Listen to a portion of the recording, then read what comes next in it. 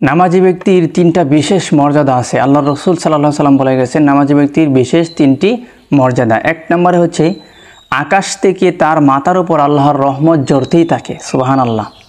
অর্থাৎ কোনো ব্যক্তি যদি নামাজ পড়ে, অর্থাৎ ফজরের নামাজ পড়ে ঘর থেকে বের হয়, তখন থেকে শুরু করে আরেকবার ফজরের আগ পর্যন্ত যদি সে ভিতরে নামাজগুলো পড়ে, তাহলে তার মাথার উপরে আল্লাহ তাআলা আসমান থেকে রহমত নাজিল করতেই থাকে, সুবহানাল্লাহ।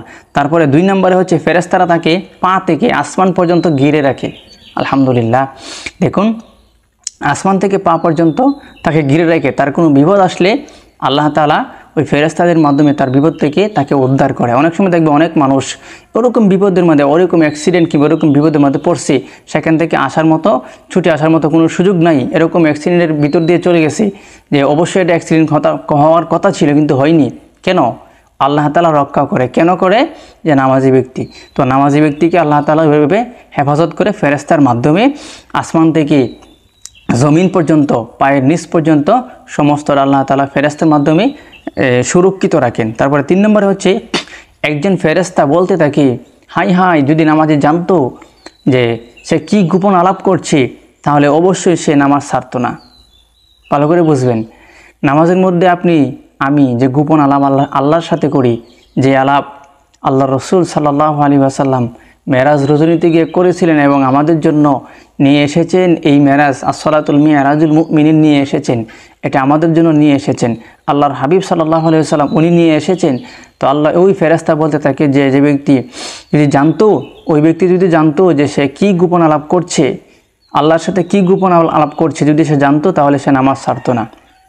এখন আমাদের মধ্যে অনেক মানুষ আছি যে এক ওয়াক্ত বললে আরেক ওয়াক্ত পড়ি না, অনেকে আছে 2-3 ওয়াক্ত পড়ে এক ওয়াক্ত বাদ দিয়ে দেয়, ওরকম অনেক মানুষ আছে। আবার অনেক এরকম আছে নামাজ পড়েই না। আর অনেক এরকম মানুষ আছে সাপ্তাহিক নামাজ শুধু একবার আসবে, জুমাবারে। আবার অনেক মানুষ আছে বছরে 2 দিন, 2 ঈদ, ঈদুল ফিতর, ঈদুল আজহা, এই 2টাতে আসে, আর আসে না। আবার অনেক মানুষ আসে ওইরকম যে শবে কদর, শবে বরাত, লাইলাতুল মেরাজ, ওইগুলাতে আসে ওইরকম। এরকম হলে চলবে না ভাই। 5 ওয়াক্ত নামাজ আল্লাহ তাআলা ফরজ করছে, ওইগুলো অবশ্যই আমাদেরকে আদায় করতে হবে। কারণ আল্লাহ তাআলা তো ফরজ করছে যেগুলো, এগুলো হচ্ছে আল্লাহ তাআলার বিশেষ আইন, অর্থাৎ আমাদের উপর ফরজ করছে যেগুলো বলছে করার জন্য, এগুলোই ফরজ। আল্লাহ তাআলা নামাজের কথা কোরআনে অনেক জায়গার মধ্যে বলছেন, এই জন্য আমাদের উপর নামাজ ফরজ, অবশ্যই আমাদেরকে নামাজ পড়তে হবে। আর বিশেষ গুণগুলা অর্জন করতে হবে। আল্লাহ তাআলা যেন আমাদেরকে নামাজের মাধ্যমে ওই বিশেষ 3টা মর্যাদা যেন আমরা লাভ করতে পারি, আল্লাহ তাআলা যেন আমাদেরকে দান করেন। আমিন। আসসালামু আলাইকুম ওয়া রাহমাতুল্লাহি ওয়া বারাকাতুহু।